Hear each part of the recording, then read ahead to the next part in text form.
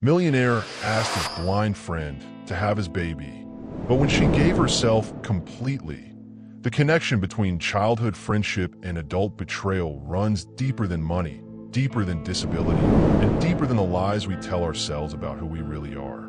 Now, let me take you back to where it all began, in the glittering towers of Manhattan, where a 24-year-old billionaire was about to lose everything that mattered.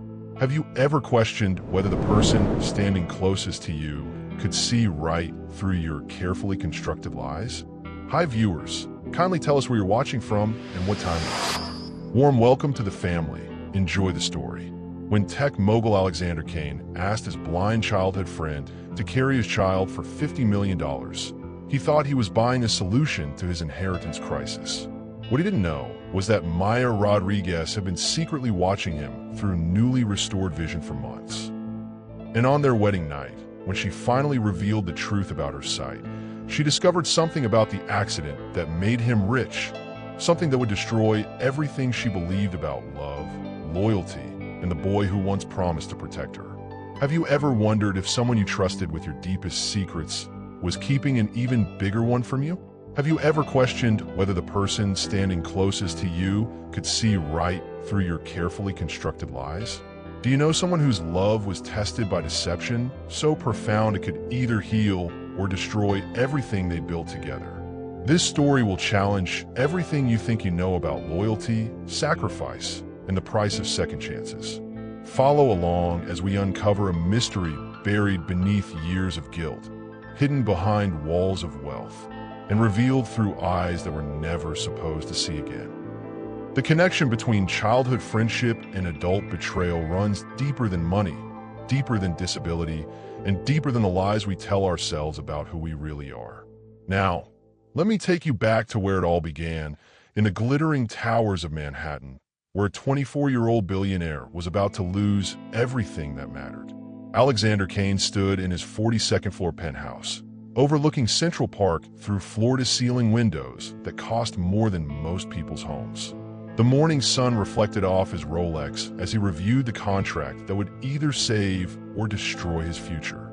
8 months.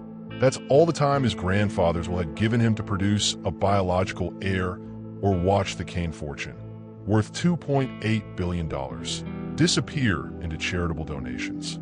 His phone buzzed with another message from his legal team. The inheritance clause wasn't just about money.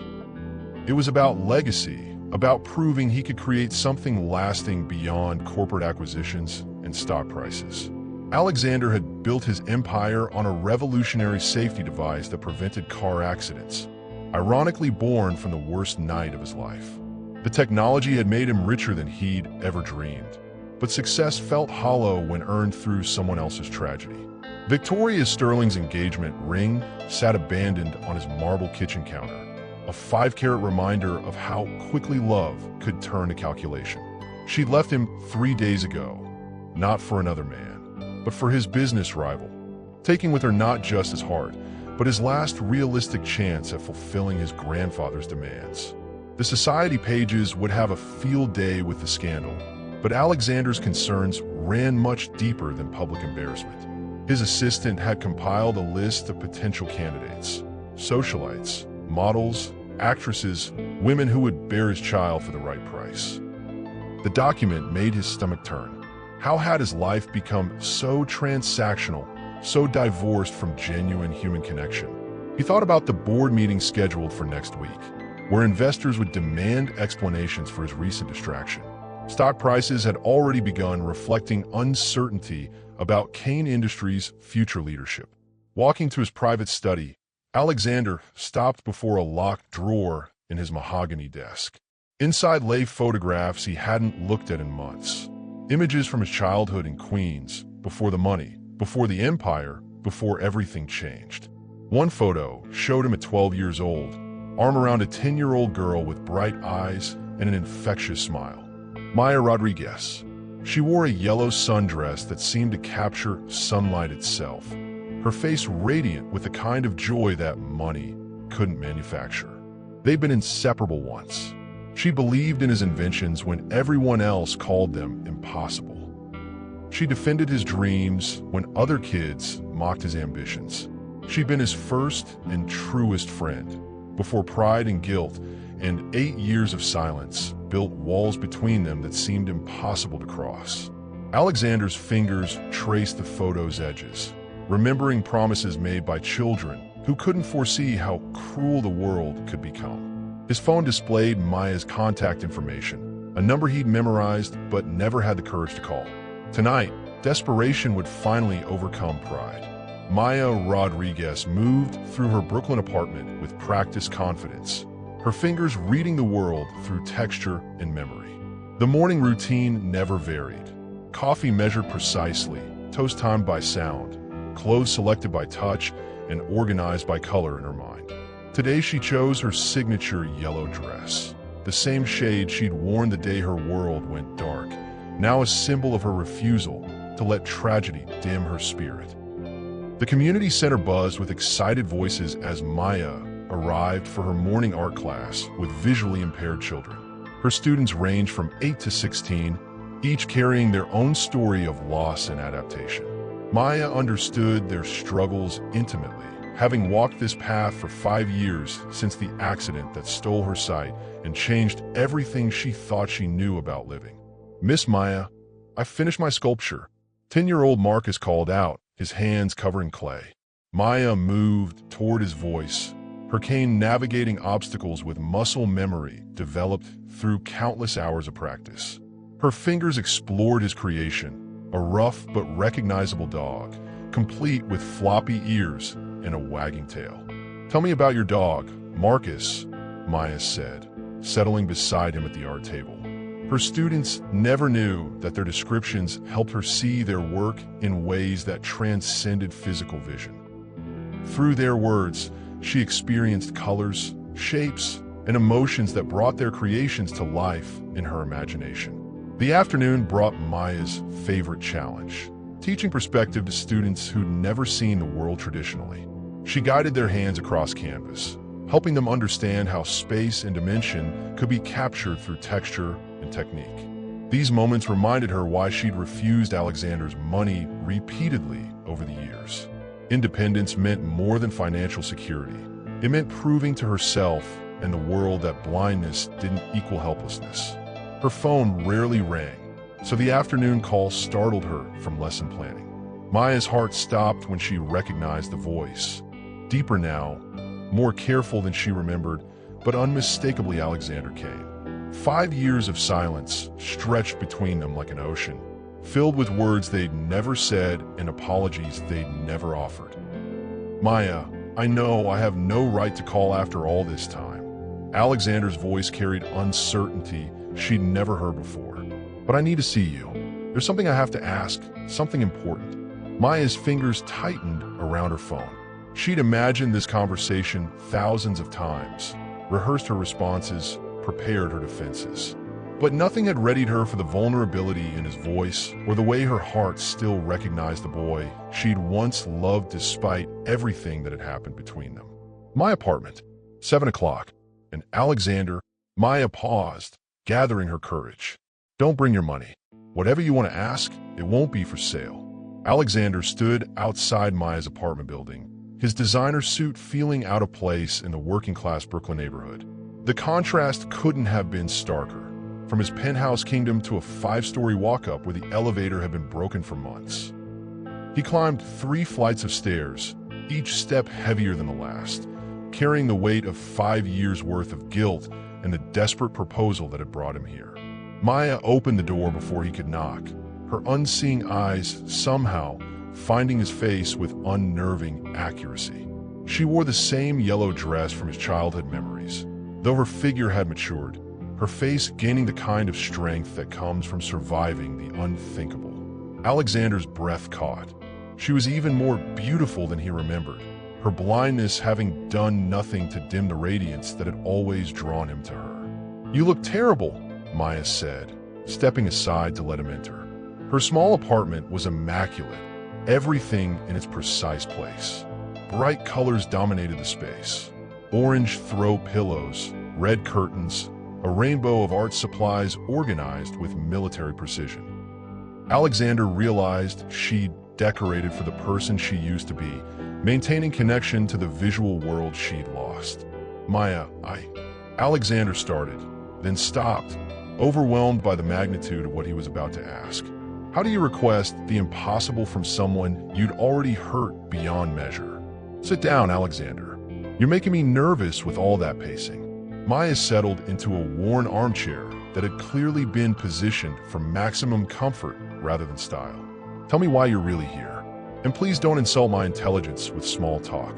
The directness cut through his prepared speeches. Alexander had rehearsed this conversation for days, crafting careful explanations that would make his proposal sound reasonable. But sitting in Maya's humble living space, surrounded by evidence of the life she'd built without him, his words felt hollow and manipulative. I need your help, he began, his voice barely above a whisper. My grandfather's will requires me to have a biological heir by my 25th birthday, or I lose everything. The inheritance, the company, all of it goes to charity in 8 months. Maya's expression didn't change, but Alexander caught the slight tightening around her eyes. She'd always been able to read him better than anyone, even without sight. And you want me to carry your child? It wasn't a question. Somehow, she'd already understood what he'd come to ask. Alexander felt heat rise in his cheeks, ashamed of reducing their connection to such a transactional request. I would pay you, of course, whatever amount you need. $50 million. $50 million, Maya repeated slowly, her voice carrying no emotion. For 9 months of my life and a baby I'd have to give up. Maya, I know how this sounds. Do you? She stood abruptly, moving to the window with the same confident navigation she'd used as a sighted person. Do you know how it sounds to offer money to a woman you haven't spoken to in 5 years? To the person whose blindness built your empire? The accusation hit Alexander like physical force. Maya had never directly blamed him for the accident, but they both knew the truth. She'd stepped into traffic that night because they were fighting about his neglect of their friendship, his growing obsession with success over loyalty. I know I don't deserve your help, Alexander said, standing to face her. But I'm asking anyway. Maya turned from the window, her unseeing gaze somehow pinning him in place. I'll do it, but not for your money and not on your terms. Alexander's relief lasted exactly 3 seconds before Maya's conditions hit him like ice water. You'll live here with me as my husband for 9 months. No penthouse, no personal assistants, no luxury cars. You'll experience life the way I do. Dependent on others, vulnerable, stripped of every privilege that's insulated you from real human connection. Maya, that's impossible. I have a company to run, board meetings, investor calls. Then find someone else to carry your heir. Maya's voice carried the steel he remembered from their childhood arguments. I'm not interested in being your incubator while you maintain your gilded cage. If you want my help, you'll live in my world. Alexander stared at her modest apartment, trying to envision himself navigating this space for 9 months. No marble countertops, no city views, no staff to handle every detail of daily life. The prospect terrified him more than losing his inheritance. Why? Why make it so difficult? Because I need to know if the Alexander the first once loved still exists under all that money.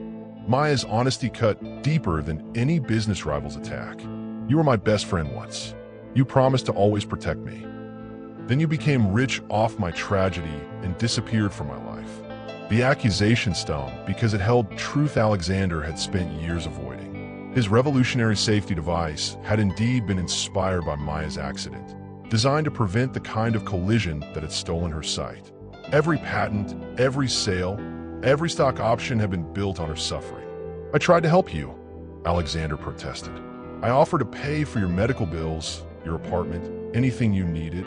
You offered money, Maya interrupted. Never time, never presents, never the friendship I actually lost that night. She moved to her kitchen, filling a kettle with practiced precision. I don't want your guilt payments, Alexander. I want to know if you're capable of being human again. Alexander watched her navigate the small space, noting how she'd adapted every detail for independence. No pity, no self-sorrow, just practical adjustments that let her maintain dignity in a world designed for sight. Her strength humbled him in ways his corporate battles never had. "What exactly are you proposing?" he asked, though part of him already knew the answer would change everything. A real marriage. 9 months of living as equals, sharing responsibilities, facing challenges together. No money to solve problems, no staff to handle difficulties. Just us figuring out if we can build something genuine from the wreckage of our past. Maya turned toward him, her expression softer but no less determined. "I want to see if the boy who once carried me home when I scraped my knee still exists inside the billionaire who's forgotten how to connect with anyone." Alexander felt his carefully constructed world tilting off its axis. Everything logical screamed that her terms were impossible, that his business would collapse, that investors would flee. But looking at Maya, really seeing her for the first time in years, he realized she was offering him something more valuable than any inheritance. She was offering him a chance to remember who he used to be. "Okay," he whispered, surprising himself. "I'll do it." Maya smiled then, the first genuine expression of joy he'd seen from her since arriving. "Good, because I have one more condition." The courthouse wedding felt surreal in its simplicity. Alexander Kane, who'd attended galas costing more than most people's annual salaries, stood in a sterile government building wearing his most casual suit while Maya radiated elegance in a cream-colored dress she'd chosen by texture alone. The ceremony lasted 12 minutes. No photographers, no reception, no fanfare. Just two childhood friends making promises they weren't sure they could keep. Maya's fingers trembled slightly as she repeated vows written by strangers. Words about love and honor that felt both foreign and familiar. What the officiant didn't know, what Alexander couldn't possibly suspect, was that Maya could see him. Not clearly, not completely, but enough to make out his nervous fidgeting, the way he kept glancing at her with an expression she couldn't quite interpret. The experimental treatment had been restoring her vision for 6 months, funded by an anonymous donor she'd never identified. Her left eye could distinguish shapes, colors, even faces when conditions were right. She'd been practicing navigation, testing her returning sight in familiar locations, preparing for the day she could surprise Alexander with a miracle he'd assume was impossible. But today, watching him stumble through marriage vows to a woman he saw as broken, Maya questioned whether her secret gave her power or simply revealed truths she wasn't ready to handle. His discomfort was visible. The way he checked his phone repeatedly, how his attention drifted toward the exit, the careful distance he maintained even during their brief kiss as husband and wife. "Congratulations, Mr. and Mrs. Kane," the justice of the peace announced, completely unaware that she'd just witnessed the most expensive business transaction disguised as a wedding in New York State history. Alexander's driver waited outside in a black sedan that cost more than Maya's annual salary. The contrast between his world and hers had never been more obvious than in this moment. She'd taken the subway to her own wedding while he'd arrived in luxury she couldn't even afford to imagine. "I should probably go back to the apartment," Maya said as they stood on the courthouse steps. "Give you time to arrange whatever you need before this becomes real." "Maya." Alexander's voice carried hesitation that made her chest tighten. "Are you sure about this? Really sure? Because once I move in, once we start this arrangement, there's no going back. The pregnancy, the inheritance, all of it becomes irreversible." Maya could see his face clearly enough to catch the conflict written across his features. Part of him hoped she'd change her mind, give him an escape from the intimacy she was demanding. The realization stung worse than she'd expected. Even in marriage, he was looking for exit strategies. "I'm sure," she said, though her heart hammered against her ribs. "Are you?" Alexander was quiet for so long that Maya wondered if he'd already decided to abandon their agreement. When he finally spoke, his words carried weight that surprised them both. "I haven't been sure about anything in 5 years, but I'm here. I'm married to you. And tonight, I'm going home to your apartment." He paused, seeming to realize the significance of his own words. "Our apartment." Maya nodded, not trusting her voice to remain steady.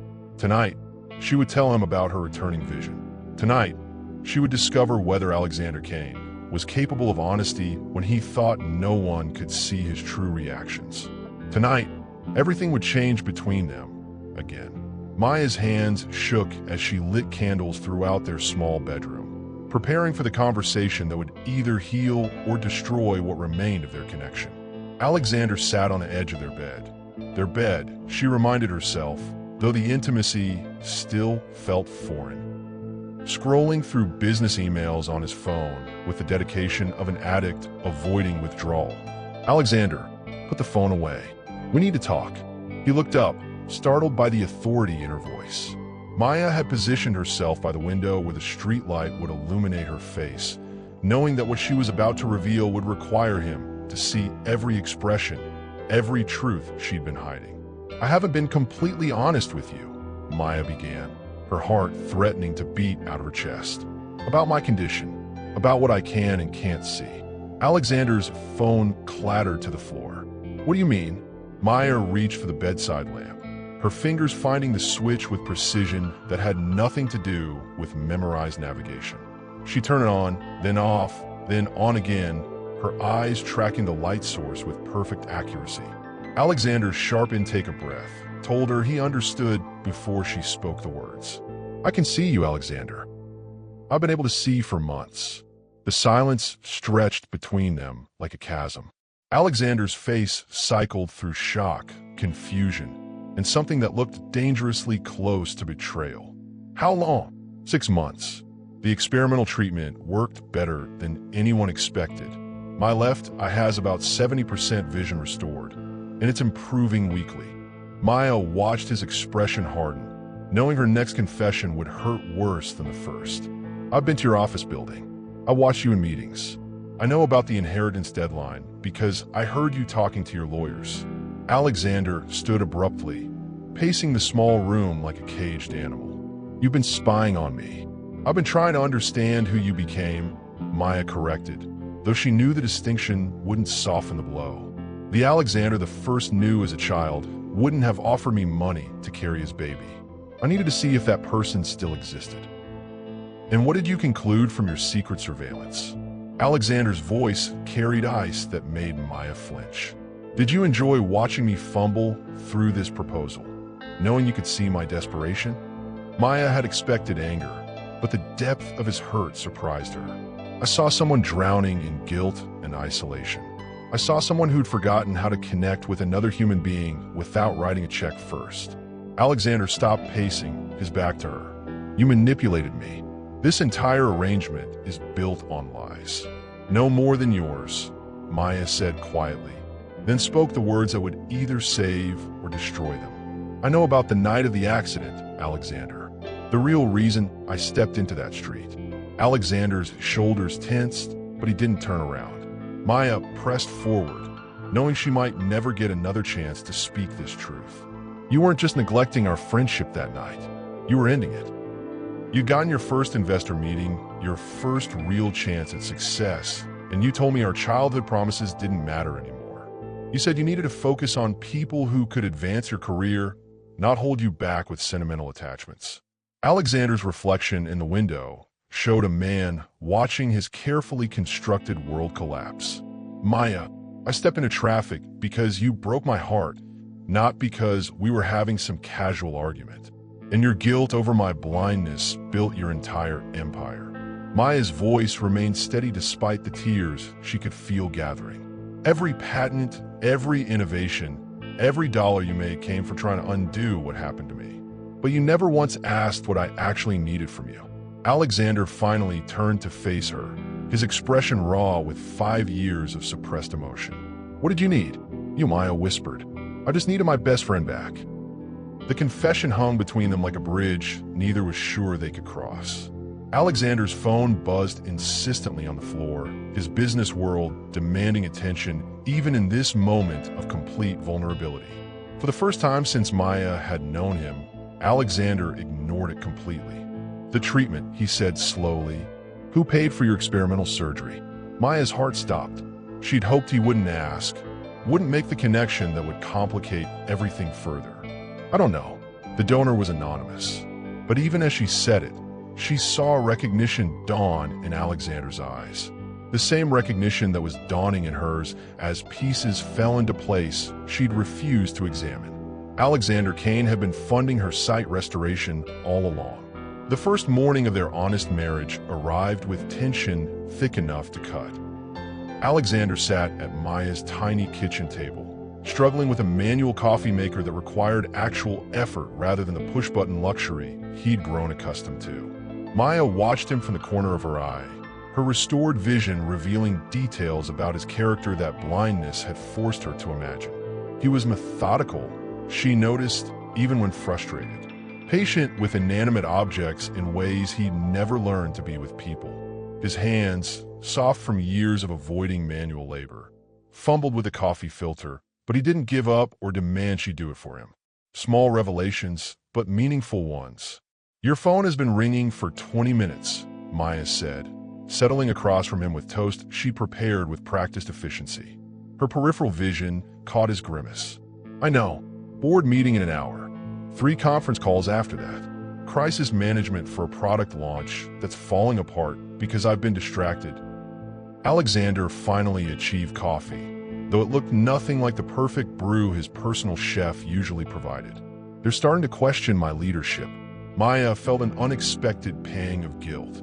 She demanded he abandon his world for hers, but hadn't fully considered what that sacrifice would cost him professionally. "You could go. Handle your business. I won't hold you to impossible standards." "No." Alexander's response was immediate and firm. "I gave him my word. 9 months of living as equals, no matter what it costs." He took a sip of his imperfect coffee and made a face that would have been comical under different circumstances. "Though I may need tutorials on basic survival skills." The admission sparked something warm in Maya's chest. This was the Alexander she remembered. The boy who'd rather fail honestly than succeed through shortcuts.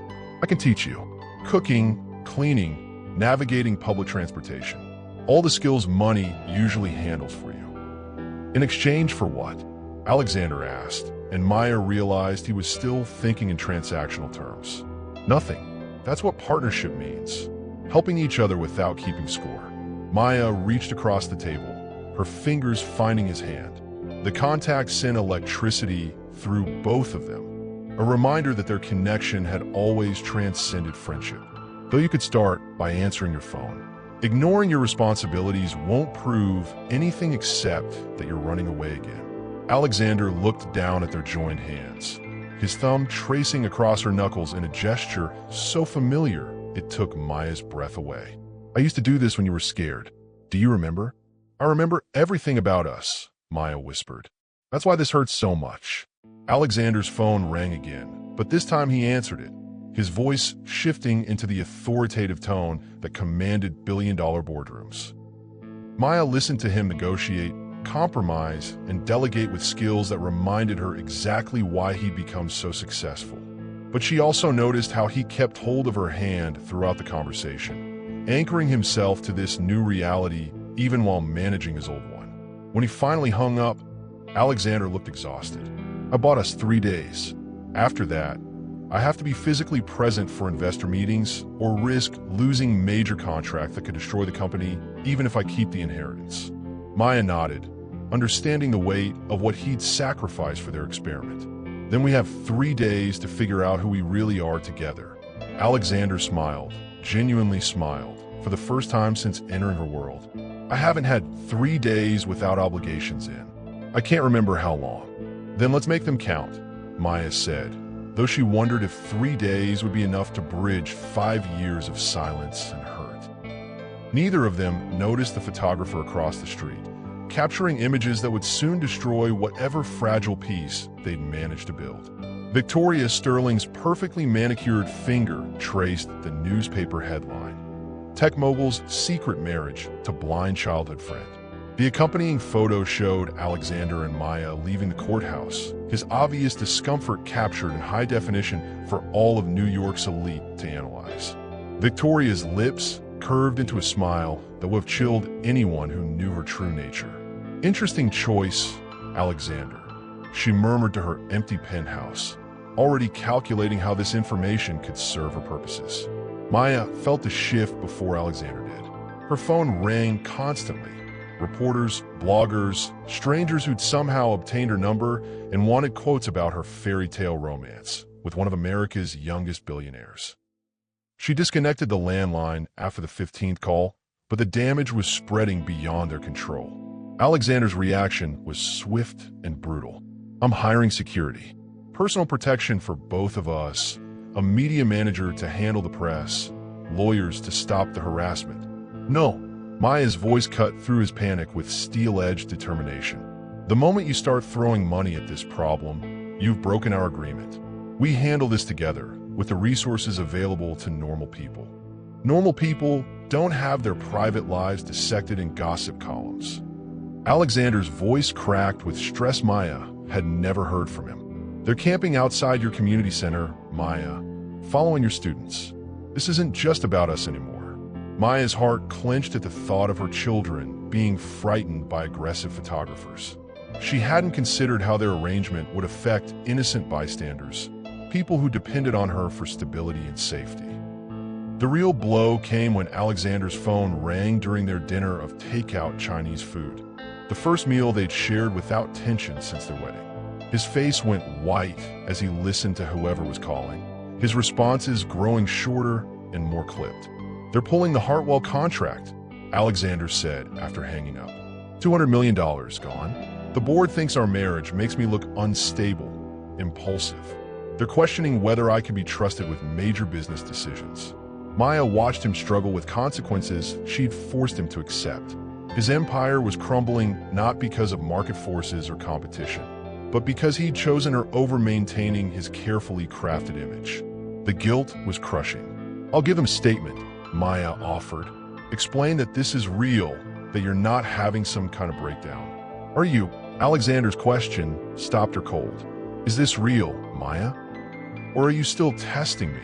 Still waiting to see if I'll choose money over you when the pressure gets high enough?" The accusation hit like a physical blow. Maya realized she'd been holding back, protecting herself from disappointment by maintaining emotional distance even within their physical intimacy. "I don't know," she admitted. "I want it to be real, but I'm terrified you'll prove that wealth matters more than anything else." Alexander stood from their tiny dining table, moving to the window where photographers waited like vultures. "I've already lost more money in 3 days than most people see in a lifetime. My board is planning a vote of no confidence. My reputation is being shredded in publications I used to advertise in." He turned to face her, his expression raw with vulnerability. "What more do I have to sacrifice to prove this matters to me?" Maya saw him clearly then. Not the billionaire who'd offered her money for a baby, but the frightened boy who'd once promised to protect her from everything that could hurt her. The boy who was still trying to keep that promise, even when the greatest threat to her happiness was the world he'd built around himself. "Everything," she whispered. "I need you to be willing to lose everything." The words hung between them like a challenge neither was sure they were ready to face. The call came at 6 in the morning, shattering the fragile peace Alexander and Maya had built during their week of honest cohabitation. Marcus Chun, Alexander's business partner and closest thing to a friend in the corporate world, delivered the ultimatum with surgical precision. "The board meets in 2 hours. Vote of no confidence unless you return immediately and prove you're still capable of rational leadership." The Hartwell contract was just the beginning. We're hemorrhaging clients who think you've lost your mind. Alexander sat on the edge of their bed, watching Maya pretend to sleep while listening to every word. Her breathing patterns had changed the moment his phone rang. 5 years of friendship had taught him to read her tells, even when she thought she was being subtle. "How bad is it, Marcus?" "Catastrophic. Stock price down 18% since the marriage news broke. 3 major investors are threatening to pull funding. The Singapore deal collapsed yesterday when they decided you were too emotionally unstable for a partnership." Marcus paused, then delivered the killing blow. "Alexander, if you don't return today, there won't be a company left to inherit." Maya's eyes opened, meeting his gaze with understanding that cut deeper than any corporate crisis. She'd heard everything, knew exactly what his loyalty to their arrangement was costing him in measurable, devastating terms. "I have to go," Alexander said after ending the call. "Not permanently. Just for today, to save what's left." "Do you?" Maya's question carried layers of meaning they both understood. This was the moment she'd been waiting for, the test that would reveal his true priorities when everything hung in the balance.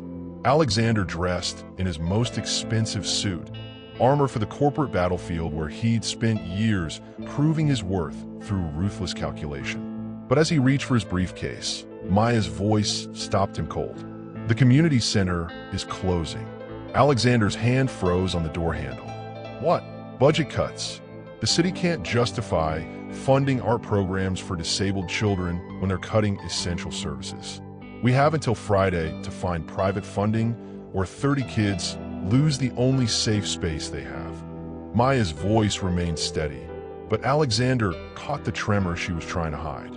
"I was going to ask for your help, but I realize now that was another test. Another way of measuring whether you'd choose money over what actually matters." The parallel wasn't lost on either of them. Alexander could save his company or Maya's community center, but not both. Not today, when every minute away from corporate crisis management cost him millions in market confidence. How much does the center need? $50,000 for the year. Less than you spend on your watch. Maya's words carried no accusation, just exhausted resignation. "But it's not about the money, Alexander. It's about showing up, being present, proving that some things matter more than profit margins."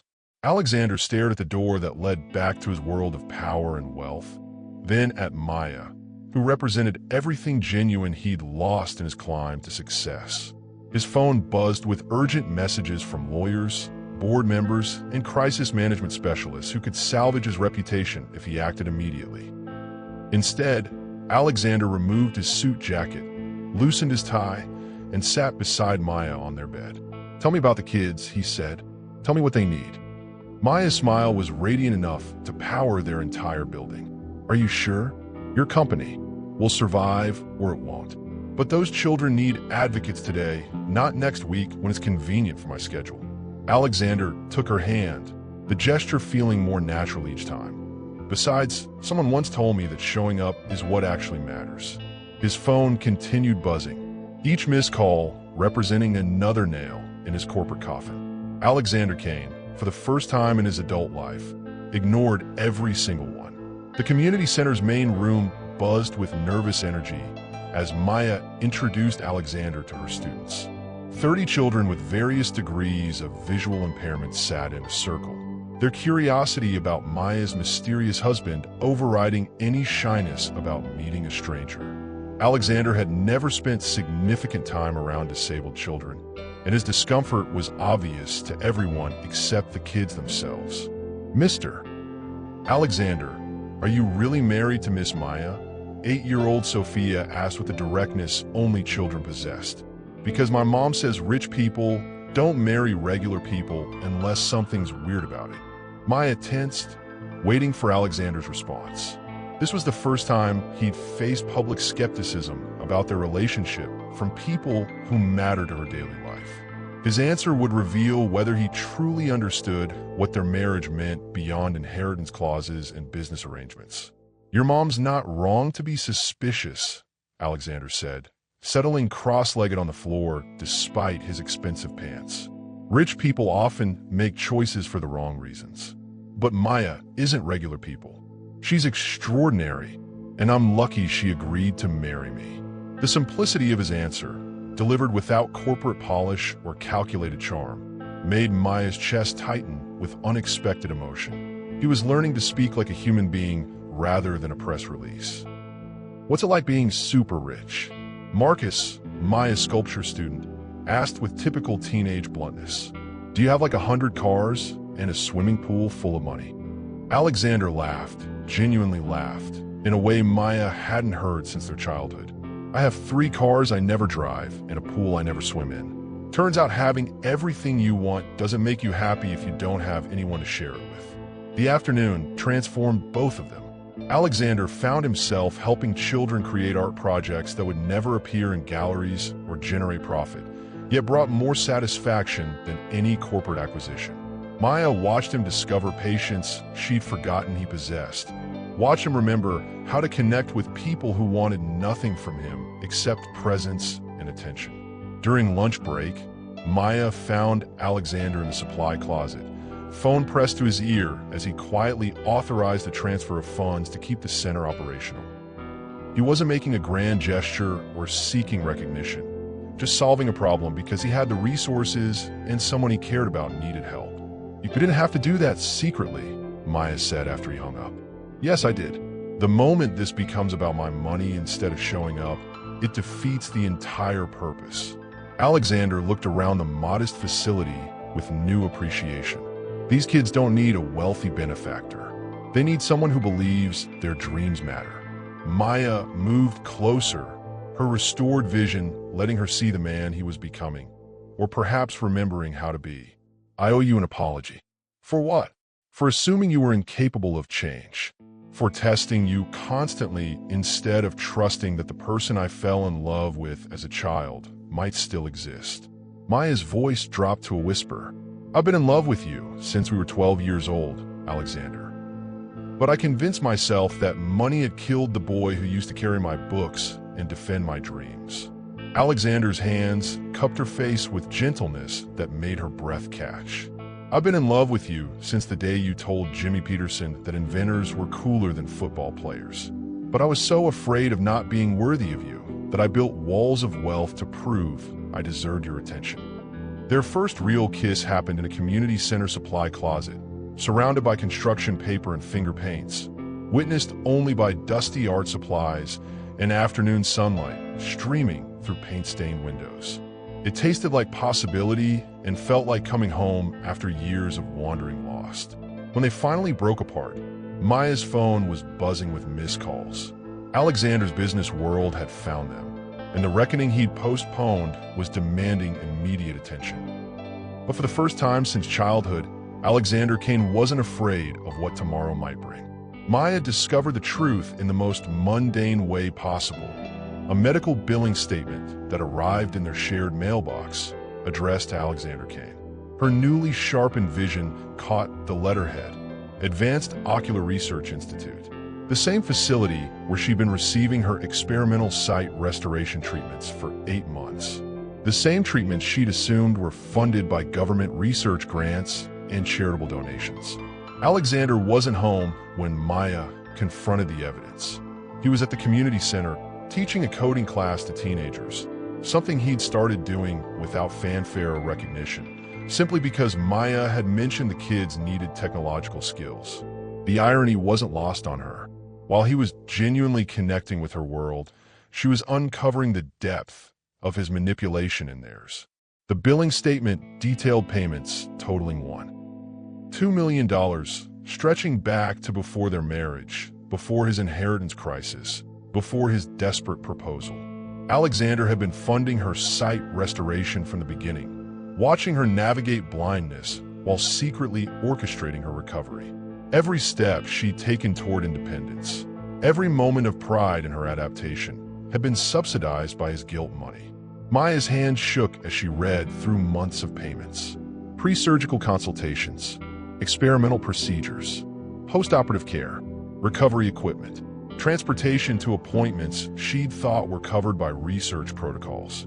Alexander had been pulling strings she never knew existed, managing her life from the shadows while she believed she was fighting her battles alone. When Alexander returned that evening, Maya was sitting in their small living room with the evidence spread across the coffee table like accusations waiting for trial. He stopped in the doorway, his face cycling through surprise, resignation, and something that might have been relief at finally being caught. "How long have you known about my sight?" Maya asked, her voice deadly calm. She could see his expression clearly now.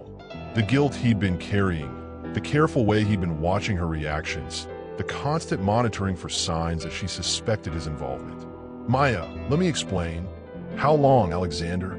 He sank into the chair across from her, suddenly looking older than his 25 years. "I've known about the experimental program since it started.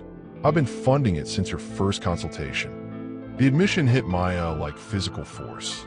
Every conversation they'd had about her independence, every argument about accepting his help, every moment she'd felt proud of her progress. All of it had been built on his hidden involvement. You watched me struggle. You watched me celebrate small victories that you were orchestrating. You let me believe I was doing this alone. I wanted you to have your sight back, Alexander said, his voice breaking slightly. I couldn't undo the accident, but I could try to fix what it took from you. That wasn't your choice to make. Maya stood, pacing the small space with angry energy. My blindness, my adaptation, my recovery, those were mine to control. You stole that from me, just like you stole everything else. Alexander's face crumpled with the weight of her accusation. I was trying to help you. You were trying to manage your guilt, Maya shot back. Every payment, every procedure, every step toward recovery was about making yourself feel better about what happened that night. You turned my healing into your redemption project. The apartment fell silent except for the sound of Maya's angry breathing and Alexander's quiet devastation. Outside, Brooklyn continued its evening routine, unaware that inside one small apartment, two people were confronting the difference between love and control, between help and manipulation. There's something else, Alexander whispered. Something about the night of the accident that you don't know. Maya felt her blood freeze. What are you talking about? The argument we had that night. It wasn't just about my neglecting our friendship. Alexander looked up at her, his eyes filled with tears she could now clearly see. I was going to tell you something that would have changed everything between us. Something I've been too scared to say for months. Maya's newly restored vision focused on Alexander's face with laser intensity. What were you going to tell me? That I was in love with you. That I had been since we were 15 years old. And I was too much of a coward to risk our friendship by admitting it. The revelation struck Maya like lightning, illuminating 5 years of misunderstanding in a single flash. The accident hadn't just stolen her sight. It had stolen the moment when everything between them might have been different. Alexander's 25th birthday arrived like a storm front, bringing with it legal documents, family lawyers, and the crushing weight of an inheritance hanging in the balance. Maya was 5 months pregnant, her growing belly visible proof of their unconventional arrangement, while her fully restored vision gave her crystal clear sight of the chaos surrounding their lives. The Kane family lawyers had been circling for weeks, questioning the legitimacy of Alexander's sudden marriage to a working-class nobody and demanding proof that their relationship was genuine rather than a calculated move to secure his inheritance. Private investigators have been photographing them, documenting their every interaction, searching for evidence that their marriage was fraudulent. Maya watched Alexander field phone calls from board members, legal advisors, and distant relatives who'd suddenly developed strong opinions about his personal life. The stress was aging him visibly, dark circles under his eyes, tension in his shoulders, a constant distraction that pulled him away from the present moment they were sharing. They want us to appear before the probate court, Alexander announced after hanging up from yet another legal consultation. 3 days before my birthday. They're challenging the inheritance on grounds that our marriage is a sham designed solely to produce an heir. Maya felt their baby kick, as if responding to the tension in the room. What do they need us to prove? Genuine affection, shared history, evidence that our relationship existed before the inheritance crisis. Alexander sat heavily on their small couch, his head in his hands. They have documentation of every time I offered you money over the years, and every time you refused. They're painting it as a pattern of quid pro quo that culminated in this arrangement. The investigation had uncovered details Maya hadn't known Alexander remembered. Birthday cards he'd sent that she'd returned unopened. Checks he'd written that she'd torn up. Medical bills he'd tried to pay that she'd handled herself through payment plans and charity care. The lawyers were using her fierce independence as evidence against them, twisting her pride into proof of their emotional disconnect. There's something else, Alexander continued, his voice heavy with dread. They found out about your sight restoration funding. They know I've been paying for your treatments, and they're arguing that the marriage is payment for medical services rendered. Maya's hand instinctively moved to her belly, protecting the life growing inside her from the ugliness of legal maneuvering. So they think I'm a high-priced surrogate with a marriage certificate for legitimacy. That's exactly what they think. The irony cut deep. Maya had spent months discovering that Alexander was capable of genuine love, watching him transform from an entitled billionaire into someone who could find joy in teaching children to code and cooking dinner in their tiny kitchen. She'd seen him choose their life together over board meetings, their relationship over business opportunities, their future over his comfortable past. But none of that mattered to lawyers focused on protecting a fortune. What happens if we lose?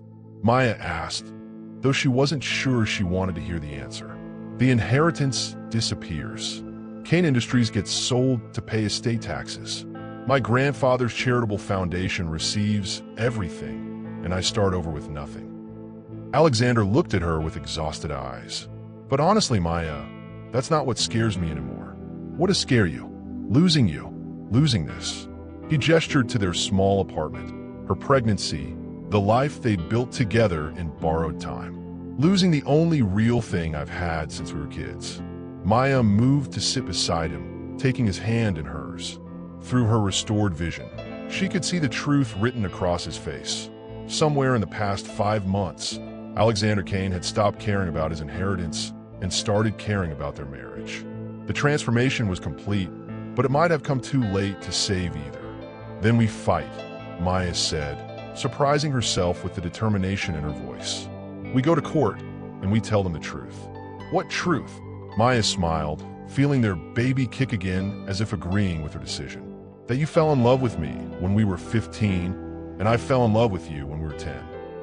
That we lost each other for 5 years, and we found each other again through your desperation and my forgiveness. That this baby was conceived in love, not in business. Alexander stared at her, hope flickering in his tired eyes. You think they'll believe us? I think, Maya said, placing his hand on her growing belly. They'd be fools not to. The probate hearing took place in a mahogany-paneled courtroom that reeked of old money and older secrets. Maya sat beside Alexander at the plaintiff's table, her hand resting on her 6-month belly while lawyers in expensive suits argued over the legitimacy of their love. Judge Patricia Hernandez presided with the stern efficiency of someone who'd seen every variation of inheritance dispute and family dysfunction. The Kane family attorneys presented their case with surgical precision. Alexander's sudden marriage to a disabled woman he'd abandoned for years, perfectly timed to produce an heir before his 25th birthday. They displayed financial records showing his payments for Maya's medical treatments, painted their relationship as transactional, and questioned whether genuine affection could bloom so conveniently when millions of dollars hung in the balance. Maya listened to their love story being dissected like a corporate merger, watching Alexander's jaw tighten with each accusation. The lawyers made her sound like a gold digger and him like a calculating manipulator, reducing their complicated history to a series of suspicious transactions and convenient coincidences. Then Alexander's attorney dropped a bombshell that changed everything. Your Honor, I'd like to present evidence that was recently discovered in the late Harrison Kane's personal papers, a letter dated 5 years ago, shortly after Alexander's 18th birthday. The courtroom fell silent as the attorney approached the bench with a document that looked like it had been carefully preserved. Judge Hernandez examined it briefly before nodding for the attorney to proceed. This letter, written in Harrison Kane's own hand, reads as follows. My grandson Alexander has lost his way, choosing wealth over connection, success over love. He has abandoned the one person who truly understood his heart, Maya Rodriguez, the girl who believed in his dreams before anyone else saw their value. The inheritance clause requiring an heir is not about continuing the Kane bloodline. It is about forcing Alexander to reconnect with what matters most. Genuine human love, the kind he shared with Maya before pride and guilt drove them apart. If he can find his way back to her, if he can convince her to build a life with him, then he will have learned the most important lesson I can teach. Love is not a transaction. Love is a choice made daily, in small moments and grand gestures, through hardship and celebration. If Alexander marries Maya Rodriguez and they create a child together, it will not be because my will demanded it.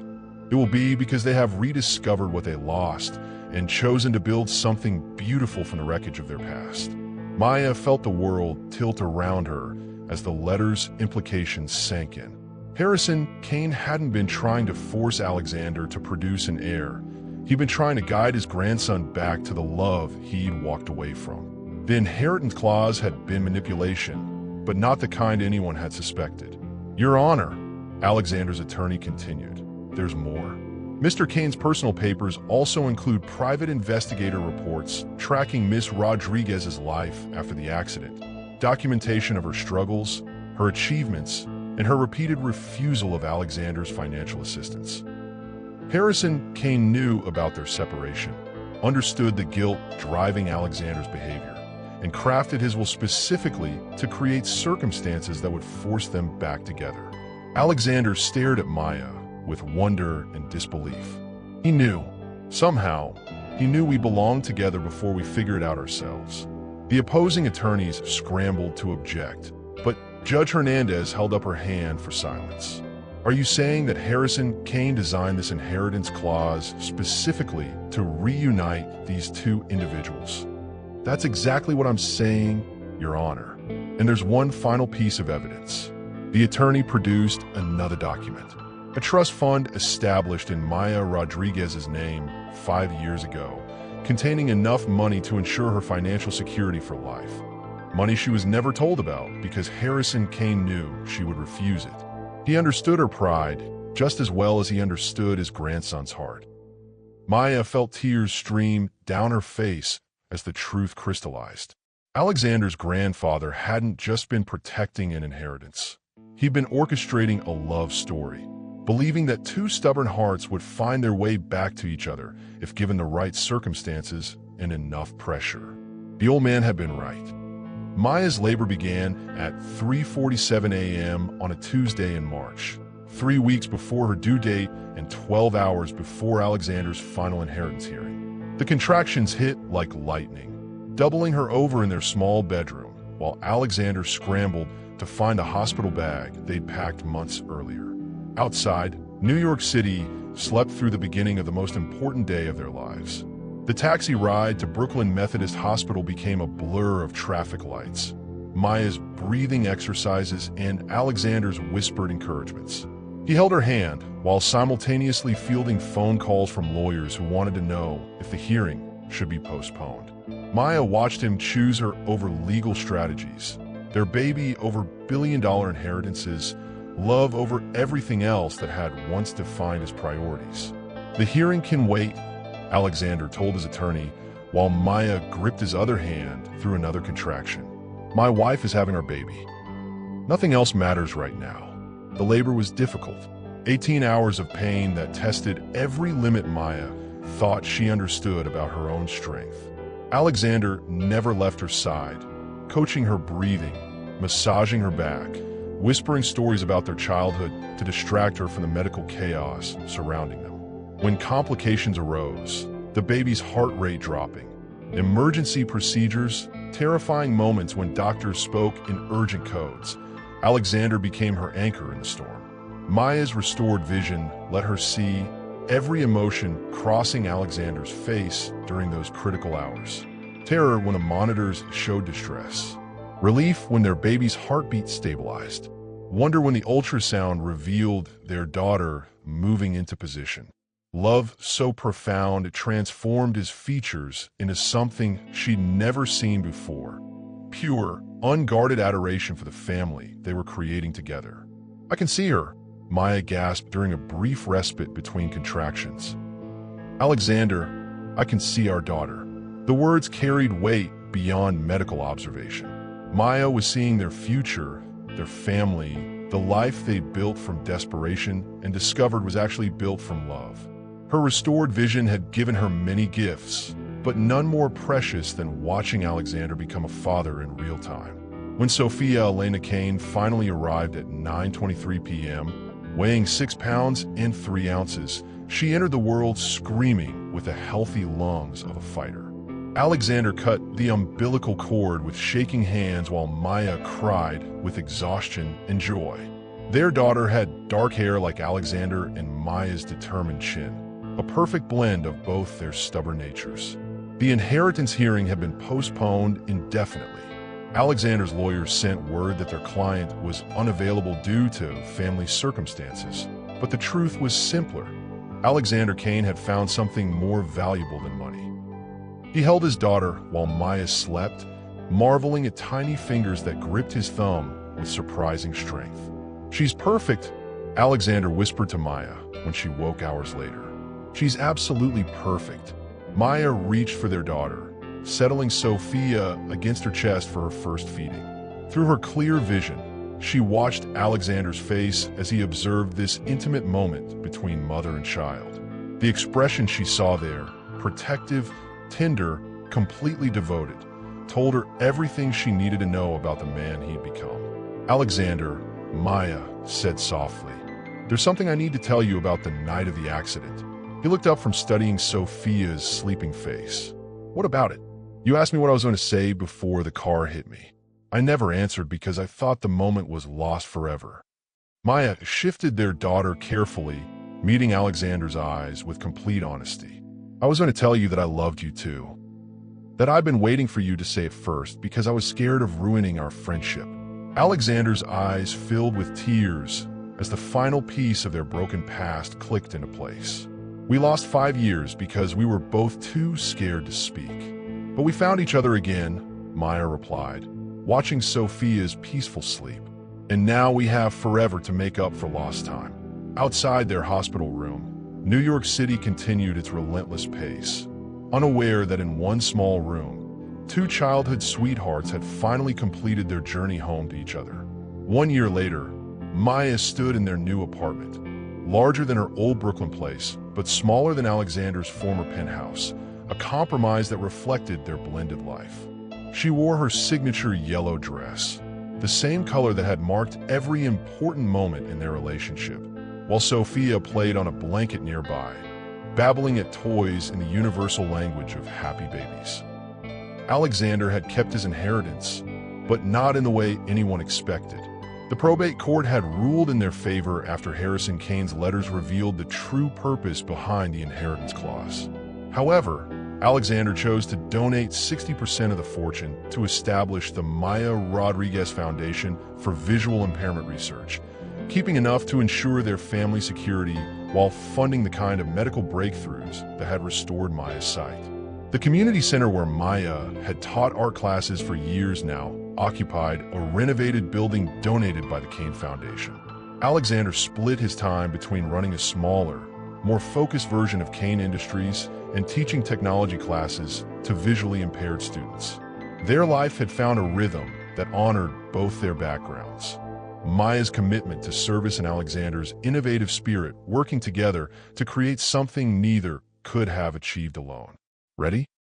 Alexander asked, checking Sophia's diaper bag one final time.